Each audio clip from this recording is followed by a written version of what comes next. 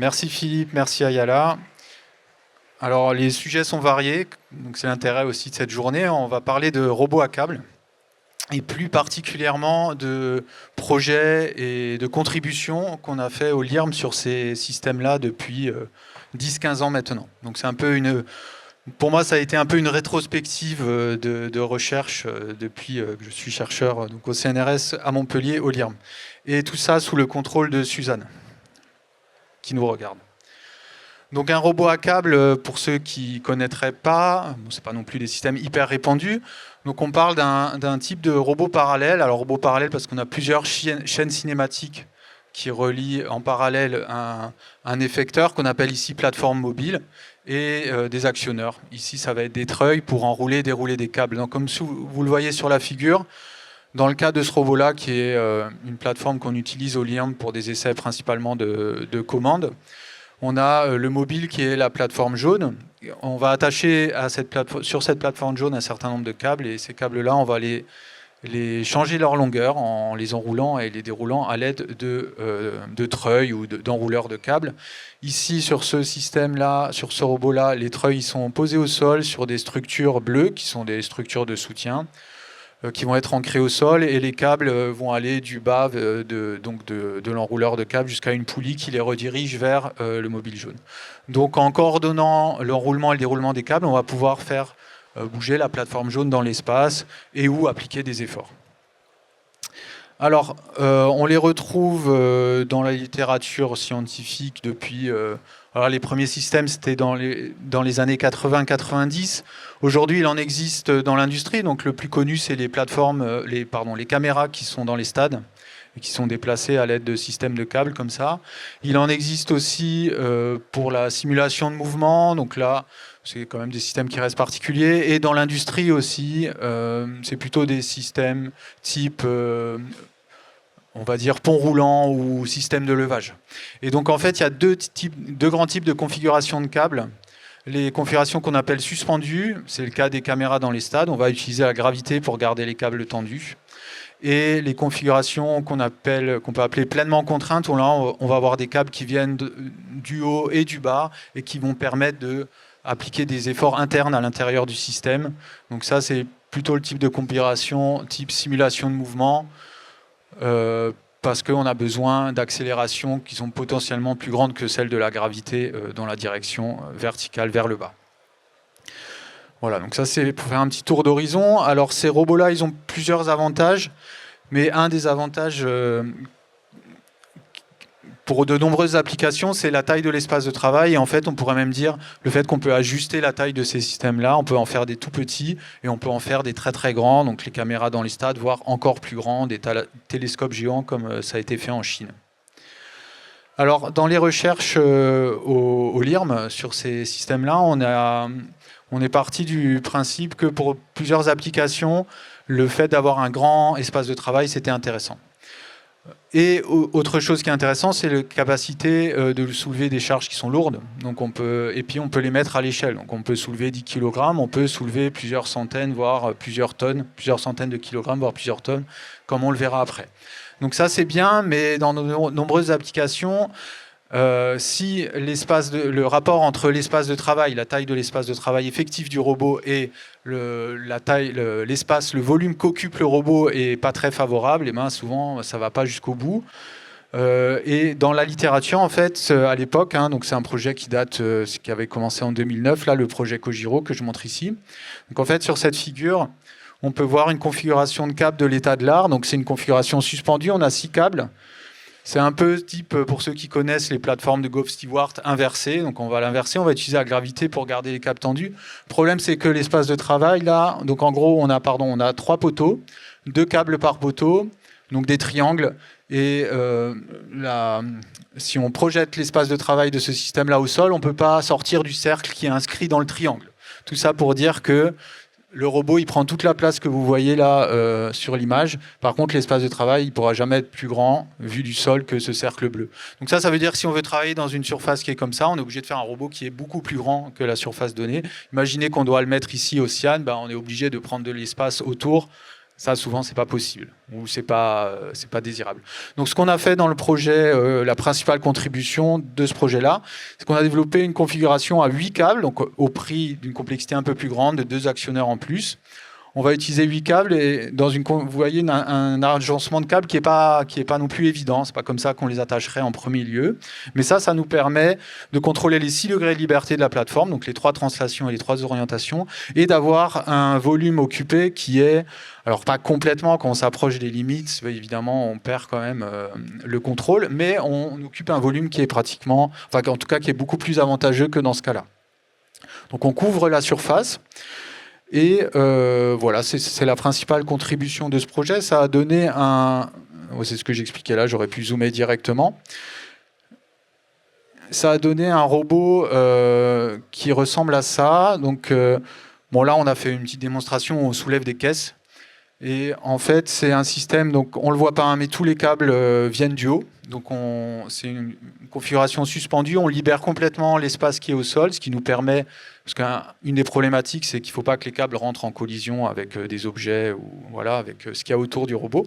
Donc là, avec tous les câbles qui viennent du dessus, on libère complètement l'espace et on peut aller vraiment dans un peu les extrémités de cet espace-là pour aller dans cette démonstration-là, à chercher des caisses. Donc c'est un robot qui fait 15 mètres par à peu près 12 mètres de côté et 6 mètres de haut, et qui peut soulever jusqu'à 500 kg. Donc c'était la démonstration qu'on avait faite à l'époque de ces systèmes à câbles. Alors à la suite de ça, on a enchaîné sur des projets européens et des projets avec des collègues de Nantes, avec l'IRT Jules Verne. Donc là, bon, sans rentrer dans les détails, on a fait des contributions au niveau de la modélisation, c'est-à-dire qu'une des problématiques de ces robots, c'est que les câbles, c'est flexible, sous effort, ça s'étend un petit peu, même si on utilise des câbles métalliques.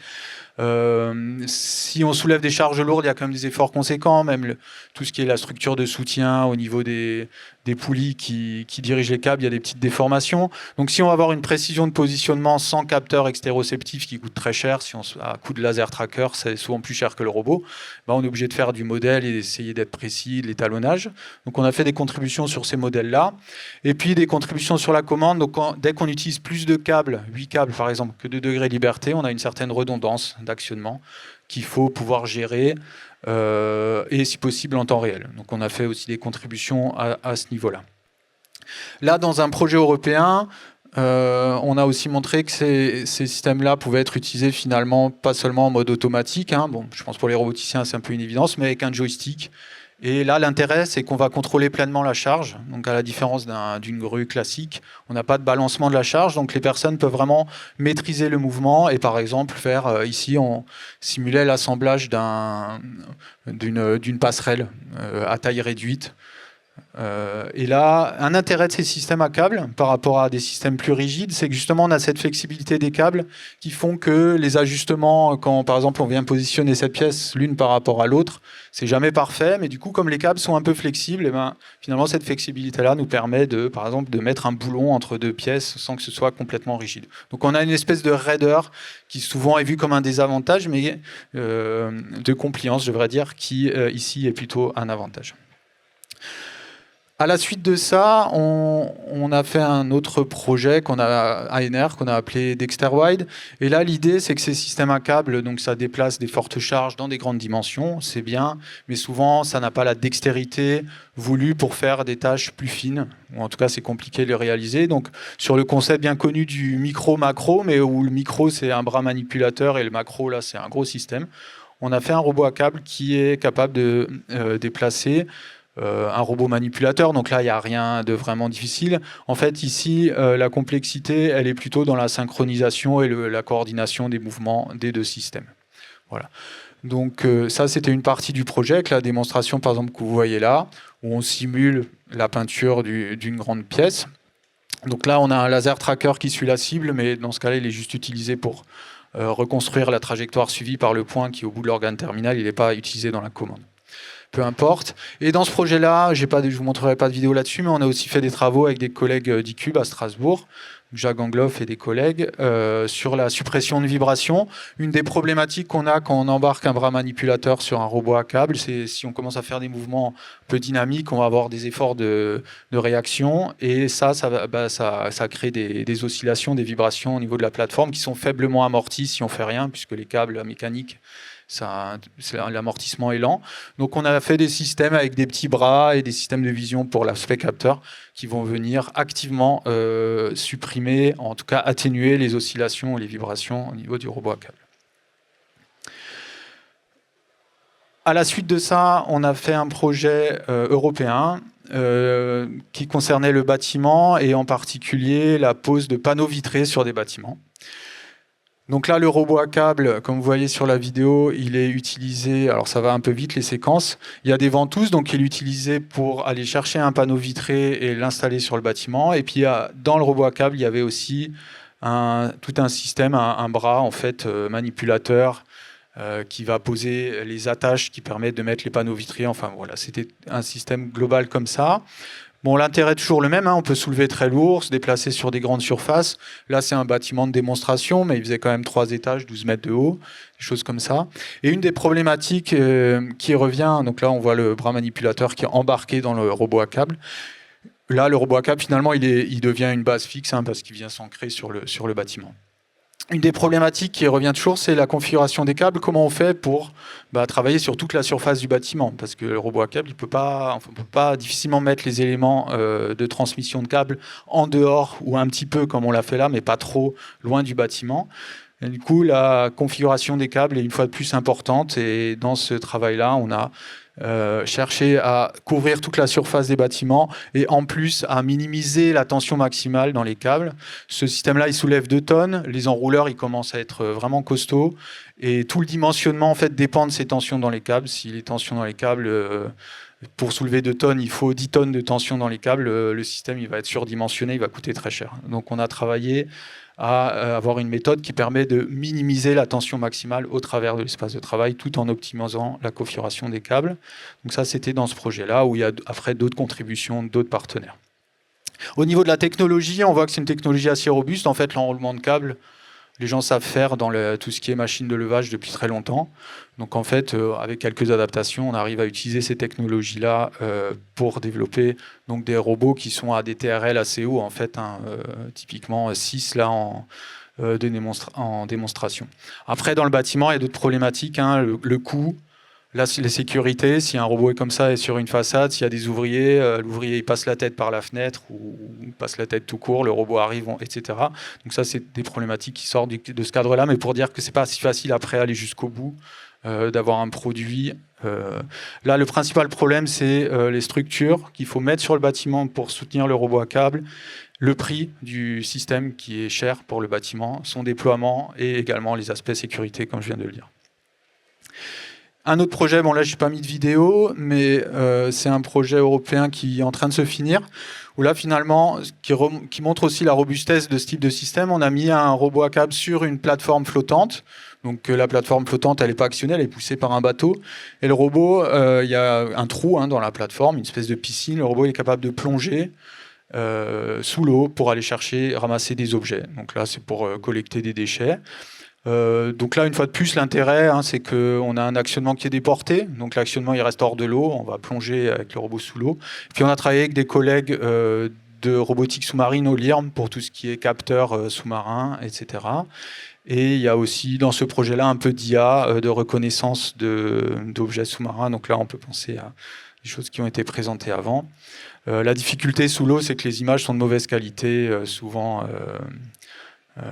floues, voire presque... Enfin, c'est difficile à gérer, quoi. Bon, je passe, c'est pas le sujet. Et finalement, un dernier projet, je finirai là-dessus. C'est avec des collègues d'INRAE à Montpellier, où là, c'est quelque chose qui, à mon avis, peut servir aussi dans les autres domaines que j'ai montrés, notamment le bâtiment. C'est qu'on se pose la question de pourquoi pas un robot à câble pour l'agricole. On peut couvrir la surface d'un champ, un peu comme les caméras dans les stades. Mais il faut diminuer le coût. Là, dans le cadre, avec l'équipe qu'on travaille, ils sont vers le maraîchage agroécologique, donc ils pensent à des maraîchers, etc. Donc, ce n'est pas des grosses exploitations, ils n'ont pas des gros moyens. si le système il est au coût d'un système industriel, ils vont jamais pouvoir l'acheter. Donc, sans dire les détails, parce qu'il y a des choses qu'on va peut-être protéger, mais on a simplifié la technologie, on a changé le type de motorisation, etc. On a fait plusieurs ajustements au prix d'une diminution en performance, mais pour les tâches qu'on vise, ça devrait être acceptable. On n'a pas encore testé, mais ça serait tardé. Et donc ça, c'est le projet qui est en cours sur la diminution du coût de ces robots-là. Et puis bon, il y a d'autres aspects dans le projet que je vais zapper. Donc pour conclure, sous le contrôle de Suzanne, qui regarde de manière sérieuse, hein, attention, vous avez vu que l'image, elle rigole pas, Suzanne, quand même, je trouve. Gros avantage, grands espaces de travail et lourdes charges, qu'on peut donc appliquer sur plein de choses. Conception simple et légère, entre guillemets. Alors pourquoi je mets légère? Parce que quand on fait un robot qui soulève 2 tonnes, les éléments du robot, ils sont pas légers. Mais comparé à un portique, un pont roulant, quelque chose comme ça, oui, c'est plus léger. Voilà. Donc tout est relatif. Mais finalement, solution qui est coûteuse. Pourquoi? Parce que l'actionnement, les moteurs synchrones pour la coordination des mouvements, le système d'enroulement, le fait qu'il faut utiliser 8 actionneurs, typiquement pour avoir un bon espace de travail, ça coûte cher. Et dans plein d'applications, en fait, par rapport à un système peut-être un peu moins performant, mais moins cher, ça marche pas. Hein. Quand il y a déjà des solutions, on prend la moins chère. Et aussi, on a un manque de fabricants et d'intégrateurs. Donc ça a été clairement identifié. C'est-à-dire que si on a, par exemple, un appel d'offres, hein, et que nous, en tant que labo, on ne va pas y répondre pour faire un produit, s'il n'y a pas de fabricant ni d'intégrateur pour répondre à cette demande, il ne se passera rien, puisqu'il n'y a personne pour y répondre. Donc c'est une problématique qui reste. Voilà, c'est les 2 points que je voulais mentionner. Il y en aurait d'autres à discuter. Et ça termine. Ah oui, je mentionne ici le fait qu'avec des collègues de Nantes, on va commencer un projet défi transfert robotique, où justement l'objectif, ça va être un peu d'essayer de transférer nos connaissances qu'on a depuis une 10-15 années en prenant en compte les 2 points là difficiles pour aller vers des applications industrielles dans le bâtiment et dans le nucléaire. Je vous remercie.